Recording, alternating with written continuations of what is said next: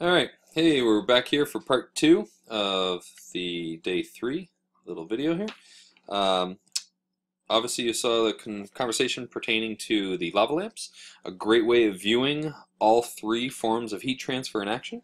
So we're going to press on to the next topic. Alright, EM spectrum. For those of you, with your concept layers, your C layers, could you please find your C6 worksheet? C6, I'll give you a second here. I want to show this to you because this worksheet here, the worksheet you've got, it should be noted that the C6 worksheet has you identifying the order of the electromagnetic spectrum from longest wavelength to shortest wavelength, as well as asking for some additional examples, just some common items you can use to represent these items. So I'm going to show this to you right now. This right here is a nice little screen image showing all the different types of wavelengths. You'll notice here, up in the top corner here, we've got our gamma, X-ray, ultraviolet, visible wavelength, infrared, microwave, and then radio wave. So there's your great X-Men use violence in most rescues. Yes. Okay, so what are some examples? Well, again, start off with the first part. What is the largest wavelength? What is the smallest wavelength? In this picture that we are viewing right now, radio waves have the largest wavelength, okay? And then as you move from left to right, the wavelengths get smaller. So use the picture at the bottom of the worksheet to go and figure out that order. Once you've got that figured out, let's talk about some examples here. I'll ask Mr. Mullett to go and pause this YouTube video so that you guys can go and grab some images from this picture right here to help represent each type of wavelength. Go ahead, pause. Sweet, you're done pausing. So we're back. Hopefully you got your C6 all figured out. Again, please note this is a huge spectrum, but at the same time, it's actually quite an interesting spectrum that's broken down to a lot of things that you and I can experience and things that we use, whether it be our technology, whether it be our medicine and medical, whether it be things that maybe pertain to family members. You'll notice over here like gamma waves over here are one type of wavelength that is used to eradicate cancerous cells in brain cancers. Something to think about. So, alright, moving on here. So, this is the back of your C6 worksheet. And I've got a couple of videos down at the bottom here. I would ask Mr. Mullett to go and show some of them. Some of them are pretty crazy. Some of them have to do with microwaves, cooking human beings, and military weapons and so forth. But what I really want to emphasize is the image above. So, energy from the sun and from the universe interacting with our atmosphere. What does that mean? Well, if you look up here, you'll notice it says atmospheric opacity. Opacity, base root opaque, definition meaning not allowed to pass through. So, if it's 100% opaque, that means that none of this type of wavelength is passing through. So if I'm looking down here, notice 0.1 nanometers. That's really, really, really small.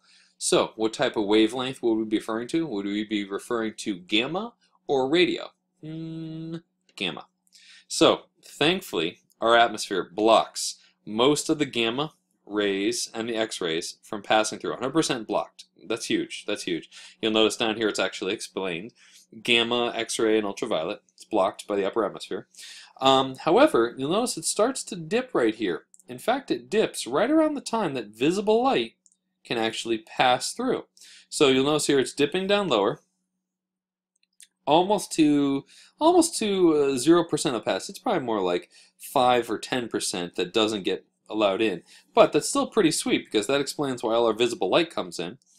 And you'll notice here it kind of jumps around a little bit as we head through infrared. And as we head to a larger wavelength type, you'll notice here we get into micro and radio waves. And both micro and radio, for the most part, are blocked. However, there's one portion that can pass through. That's the shorter radio waves. And there's one portion over here, the long radio waves, that cannot pass through, 100% blocked. So you can use this information to answer the question on the back. But basically, just a nice little picture to show you how things interact with our atmosphere. Alright, another image showing the exact same thing. So I'm going to get out of here. Now, Ooh, excuse me, so sorry.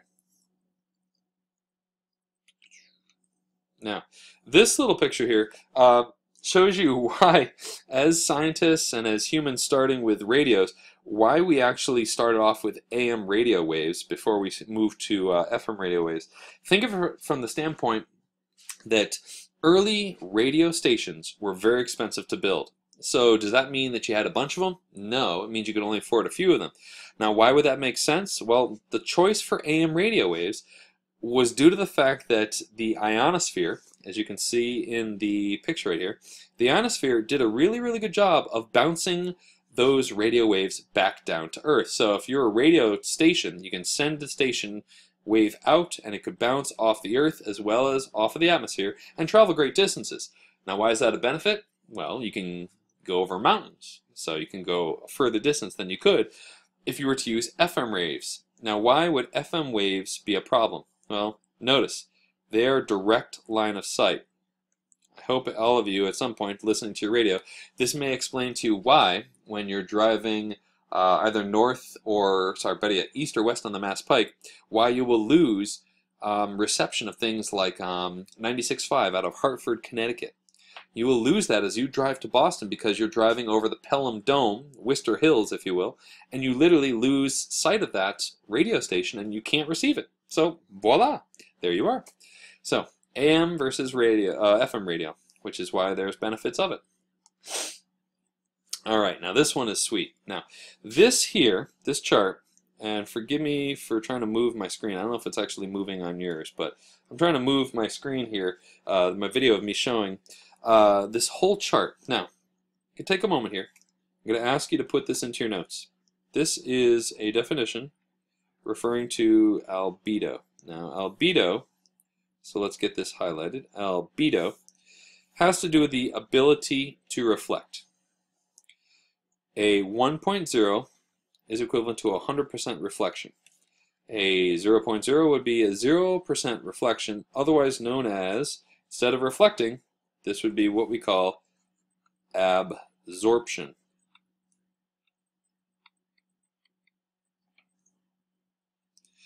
So, if you're not reflecting, you're absorbing. Take a moment, write this note.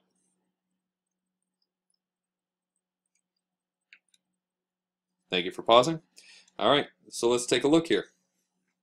This chart is actually really, really sweet. This chart shows you 0% reflection, which would be 100% absorption, and 100% reflection or 0% absorption. Please note, what do you notice about this line right here? Yes, it is talking about snow, and you're going to notice there's this this issue here with fresh snow versus old snow.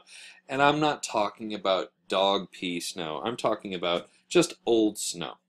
What do you notice about the two of them? Think about it. Just finished snowing, you walk outside, it's sunny out, you squint, you can hardly see. You have to wear your sunglasses, it's so bright out. Case in point, ski goggles. But fresh snow is extra bright, it's extra white, it's extra reflective. However, over time, the snow doesn't seem so bright. It actually gets a little bit duller. And a lot of that is due to dust and debris settling on the snow. Now, dust is dark, and so the snow is no longer so white, so it becomes more absorbent and less reflective. Now, there's a couple other cool ones. Excuse me, a couple other cool ones here. We've got ice, pretty reflective. But notice, all the way down at the bottom, right here, water. Water is only 8% reflective.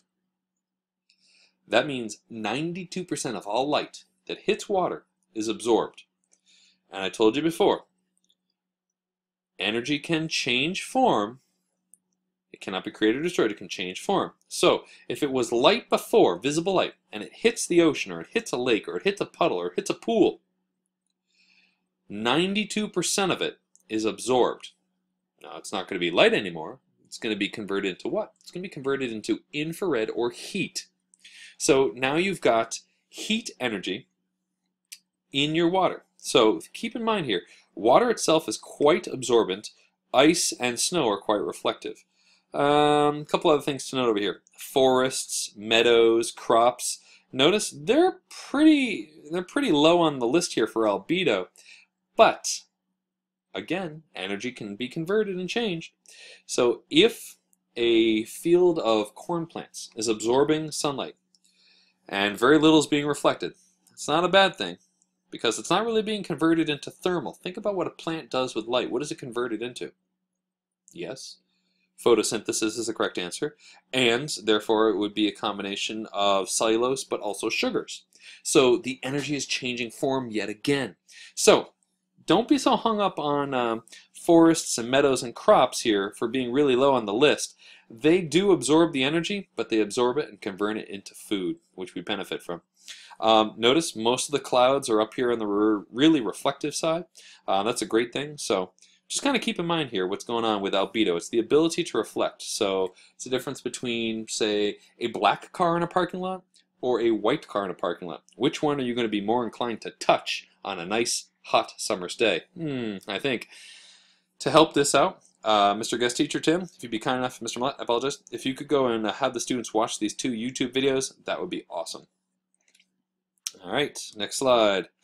All right, we're up to the Arctic and Antarctic ice. So these 2 charts that you've got on your screen here are showing you the behaviors of the Arctic and the Antarctic ice. And the journal entry is going to ask you to compare the ice in the Arctic versus the Antarctic. We've got the northern hemisphere, here's your Arctic, and we have the southern hemisphere, or your Antarctic. And if this is hard to see, I do apologize. You're more than welcome to pull up the PowerPoint so that the students can see the charts better. The question here is which one is growing and which one is shrinking. Some people lately have been pointing out that the Arctic ice is shrinking and shrinking, but the Antarctic ice is growing. Well, long story short, that may be true to some degree, but if you think about it, both of them actually are not really being used for purposes of saying it's a wash, where the decrease in one side is comparable to the increase on the other. There's still an overall reduction of ice on the planet. So the journal entry I was hoping for would be which one is growing and which one is shrinking. I guess I've unfortunately already answered that, so sorry folks, no journal entry. You're welcome. All right, let's move here to some pictures. All right, check this out. This is on December 30th, 2015. This is the Arctic ice, and you will note here, there's a little chart on the side here that shows 100% thickness of ice down to 0%. This is really thick ice right here, and as you move closer to the edge, it seems to be getting a little thinner. Yeah, it seems like things are going pretty good this year, but let's take a look at a comparable year, and I'll show you the comparable year with this. Something called a positive feedback loop. Now this is an extra credit interview question, but I'd like to kind of discuss this with you. And this does not need to go into your notes, but just please listen and pay attention and watch the videos. In a positive feedback loop, we refer to it maybe not always as a good thing, but with the melting of the Arctic and Antarctic ice, the rate to which it melts will increase. What does that mean? Well, we just learned from the albedo side that ice reflects more than water. But as the ice melts, the newly exposed water will absorb more light, converting it to thermal heat. This increase in water temp will then melt the surrounding ice quicker, exposing more water to allow for a greater rate of melting. So think of a large sheet of ice. Now you've got some puddles on it. That puddle is absorbing the light, converting it to warmth, melting more of the ice. As more and more water forms surrounding the ice, the water gets warmer, melts the ice faster. And so you get this positive feedback loop where the rate of melting increases. My recommendation to you, Mr. Mullett here, is to watch these 2 YouTube videos just because we want these students to understand that in their lifetime they will see an Arctic area that is completely free of ice. In your lifetime you certainly will see this. So check out the videos. Positive feedback loop. Live and learn. Alright, so here's a nice little video picture. This, you'll notice on the far left side, is 1980, a year shortly after I was born, and this is how much ice existed in September of 1980. Let's compare that to September of this year, the beginning of the school year. Please note, whoa, a complete difference in the amount of ice that is there this year. Big chunk of difference, big chunk of time, but less ice is what we're seeing. Folks, I'm going to save the last slide for the next video. Have a good one.